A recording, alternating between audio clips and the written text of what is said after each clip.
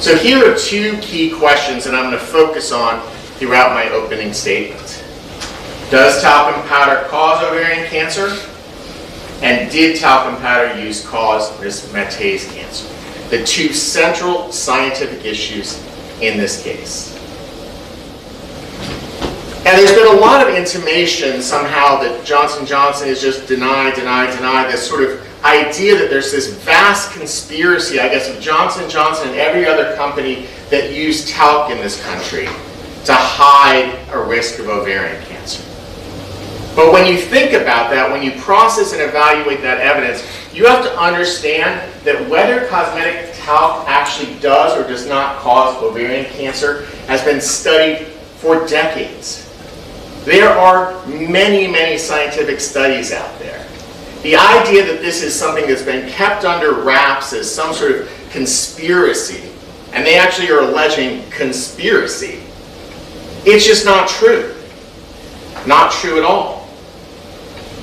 Hundreds of thousands of women have been studied by independent researchers, and you're going to hear about the results of those studies and what they say about whether talc actually does or does not cause ovarian cancer. And the fact is, despite decades and decades of studies over and over looking at this question, no U.S. public health authority has ever concluded that cosmetic talc causes ovarian cancer. In fact, it's exactly to the contrary.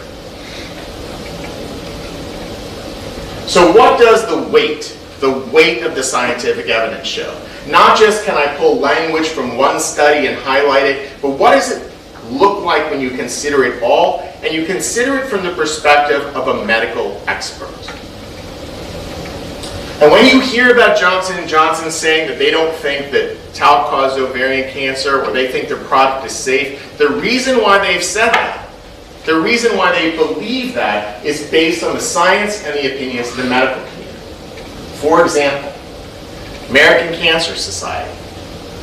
American Cancer Society currently says on a website, the weight of the evidence does not support an association between ovarian cancer and exposure to talc-based powders.